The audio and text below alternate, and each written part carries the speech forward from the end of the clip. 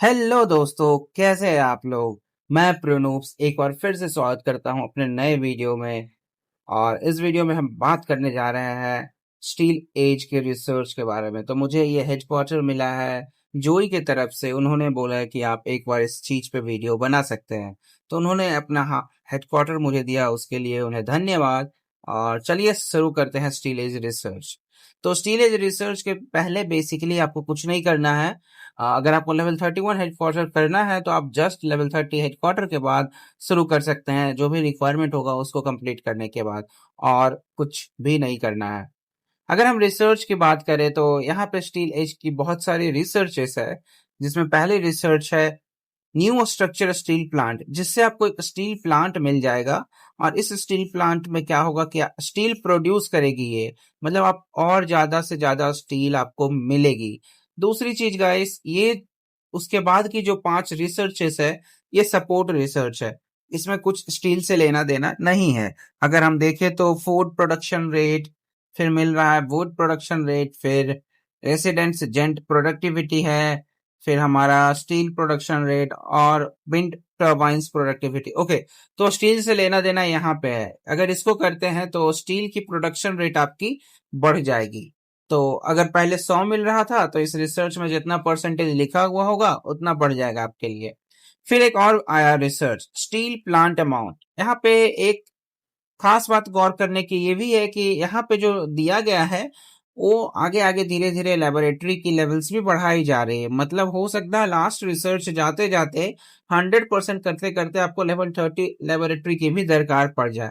But आपको चिंता नहीं करना। अगर आपको लेवल 35 की लेबोरेटरी चाहिए और आप पैसा नहीं खर्च करने वाले हैं ज्यादा, तो मैं आपको बोल देता हूं ये करने में आपको 1.3 इयर्स लग जाएगी करंट सिचुएशन के हिसाब से। वो इतना आपको लेबोरेटरी को लेवल 35 करने में मिलेगा। जब तक हो सकता है लेवल 40 लेबोरेटरी हमारे इर्द गिर्द घूमने लगे तो पता नहीं आगे क्या होगा। बट हाँ, स्टील प्लांट आपको एक्स्ट्रा मिलेगा, जिससे आप और स्टील प्रोड्यूस कर पाएंगे और अपनी ग्रोथ को बढ़ा पाएंगे। फिर यहाँ आ रहा है इमरजेंसी सेंटर। तो इमरजेंसी सेंटर का मतलब मुझे जहां तक समझ आ रहा है कि आपको पता है कि बैटल जब होती है तो कुछ ट्रूप्स मर जाते हैं, वो हो सकता है इमरजेंसी सेंटर में आ जाएंगे। या फिर ऐसा भी हो सकता है कि कभी कभी आपका हॉस्पिटल फुल हो जाता है, तो जो बचे हुए ट्रूप्स मर जाते हैं वो मरने के जगह उस इमरजेंसी सेंटर में आ जाएंगे और वहां से आप जाके उनको रिकवर कर सकते हैं।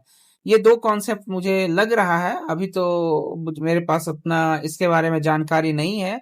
जैसे ही जानकारी आएगा वैसे ही हम डिस्कस करेंगे। फिर आता है हीलिंग स्पीड।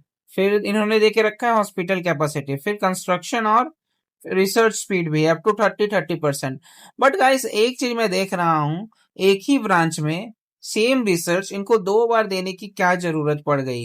वो रिसर्च ये लोग यहाँ पे भी डाल सकते थे या फिर इसके नीचे भी डाल सकते थे। मुझे नहीं पता है, ये पैसा खींचने का एक तरीका है, ढकोसलेबाजी है गाइस, मैं सीधा बोल दूं तो। मतलब क्या फायदा है ये मुझे बताओ भाई। हमको तो कोई फायदा ये नहीं लग रहा है, बट उनको फायदा लग रहा है तो लग रहा होगा, अब हम क्या ही कर सकते हैं। फिर अब हम आगे बढ़े तो प्रोडक्शन बूस्ट है, मतलब एक और स्टील प्लांट आप लगा सकते हैं। एक ऊपर भी लगा सकते थे और एक सबसे ऊपर भी लगा सकते थे। और आई थिंक आप जब 30 पे जाओगे तो एक वो फ्री में भी देते हैं। तो मे बी 4 स्टील प्लांट आपको टोटल मिल सकता है।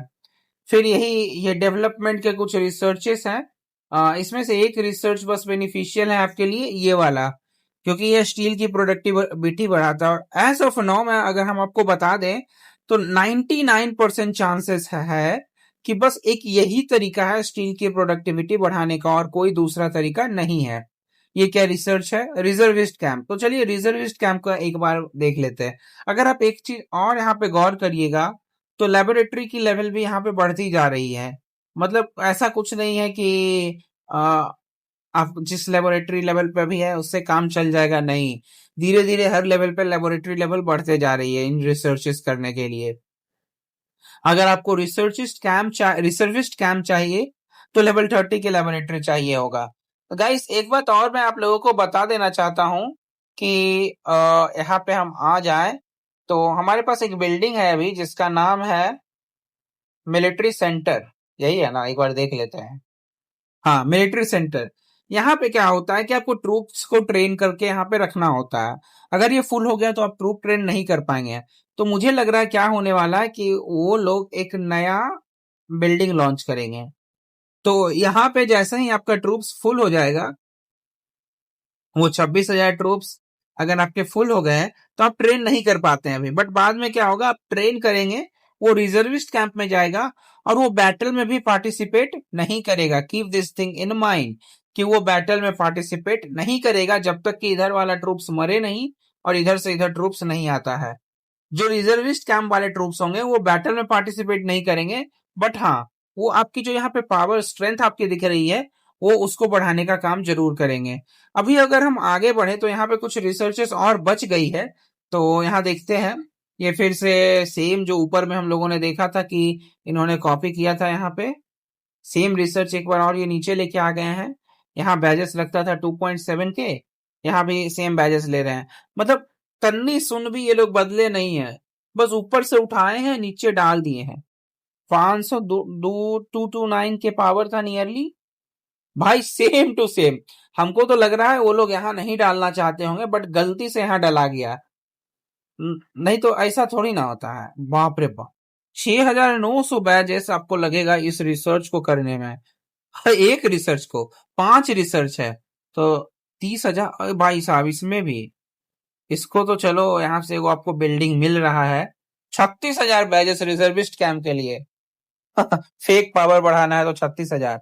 ये लास्ट रिसर्च है। अगर आपको ये करना है और यहाँ से आपको बेनिफिट लेना है, तो अगर आप देखिएगा ये रिसर्च बेसिकली जो आपका रिजर्विस्ट में ट्रूप्स आप रख सकते हैं उसको 2,000 क्वांटिटी बढ़ा देगा। मतलब अगर अभी रिजर्विस्ट का 26,000 ट्रूप्स रखने का कैपेसिटी है टोटल, इसको करने के बाद 28,000 हो जाएगा और कुछ नहीं। तो ठीक है, करेंगे फोकस हम धीरे धीरे। एक बात और यहाँ आपको ध्यान रखना है, अगर आप यहाँ जाते हैं तो आपको दिख रहा होगा लेवल 32 लेबोरेटरी जैसे जैसे बढ़ रहा है, आपको रिसर्च करते जाना है ताकि आप धीरे धीरे नीचे तक पहुंच सके। चलो, आपको ट्रूप्स ज्यादा नहीं ट्रेन करना है क्योंकि आप अगर नॉन स्पेंडर है तो ऑब्वियस सी बात है नहीं करेंगे ज्यादा ट्रूप्स। तो यहाँ तक तो आपको पहुंचना ही पहुंचना है, ये प्रोडक्शन बूस्ट स्टील प्लांट वाले तक, और इसको ले लेना है। फिर ये भी बेनिफिट आपको मिलेगा। इन दोनों को करके इन दोनों को ऑमिट करिए और इस ये बस करके छोड़ दीजिए, क्योंकि रिजर्विस्ट कैंप ऑब्वियसली मुझे नहीं लगता कि आपके फायदे में आने वाला है ज्यादा। तो हाँ हाँ, मैंने देखा है नॉन स्पेंडर्स फाइट नहीं करता है तो उस समय ये फायदे में आएगा, बट आपको फेक पावर नहीं चाहिए तो ये काम नहीं आने वाला है। इतना ध्यान में रखिए और आगे बढ़िए। रिजर्विस्ट कैंप आने के बाद स्पेंडर्स लोग और फाइट करेंगे क्योंकि उनके पास ट्रूप्स खत्म ही नहीं होगा। साला उधर से गया, वो मर के आया, यहाँ से रिजर्विस्ट कैंप से इधर ट्रूप शिफ्ट, मतलब बैटल तो उतना ही ट्रूप से होते रहेगा। और गाइस, आपको मैं बता दूं, इसके बाद एक और घाटा होने वाला है। कि आप किसी को अटैक करेंगे, उसके ट्रूप्स मरेंगे तो जरूर, बट रिजर्विस्ट कैंप से इसमें मिलिट्री सेंटर में ट्रूप्स बैटल के लिए वापस आ जाएंगे। तो भैया संभल के रहिएगा। अब और स्टैट्स चाहिए अब आपको लड़ने के लिए। पता नहीं आगे क्या होने वाला है इस गेम का, बट धीरे धीरे वो चिप वाला भी फंक्शन आ गया। मैंने कल वीडियो बनाया था। अब बताओ, आदमी चिप करे इंस्टॉल, आदमी ये करे, आदमी वो करे, करे क्या आखिरकार? पैसा हर चीज में लगेगा। तो हम ठहरे हैं अब कम, मतलब महीने में, पिछले महीने किए थे, मतलब आगे भी आने वाले टाइम में $100 महीने का हो जाएगा। बट हम लोग कोशिश करेंगे अपने स्पेंडिंग को रोकने का। नया सीजन आएगा तो नया हीरो, मतलब हम अभी विंग्स ऑफ डॉन भी लेंगे और ब्लड रोज भी लेंगे इस बार के लिए। तो इसमें हमारा चला जाएगा टोटल $60। और फिर सीजन 1 सीजन 2 का हीरो कमबैक भी होता है। तो पता नहीं, समझ लीजिए 80, मतलब टोटल $100 तो इसी में कम से कम चला जाएगा। मतलब $100 से भी ज्यादा, $100 मतलब 80 जाएगा, 60, मतलब समझ लीजिए $200 सिर्फ मेरे हीरोज और एक्सक्लूसिव इक्विपमेंट्स में चले जाएंगे 2 महीने में। प्लस वो सीजन पास, फिर कुछ शुरुआत में कुछ सीजन रिसोर्सेस भी लेंगे हम लोग, तो उसमें भी कुछ पैसे पॉकेट से चले जाएंगे। बस इतना ही होने वाला है गाइस। तो पता नहीं आगे क्या होगा। अभी अगर हम थोड़ा सा वीडियो बंद करने से पहले एक बार T10 को देख लें, तो यहाँ पे आप देखिएगा T10 का रिसर्च कितना भारी भरकम रिसर्च है। इन सबको करने में 1 मिलियन बैजेस लग जाते हैं, तब जाके आपको ये T10 ट्रूप्स मिलेगा।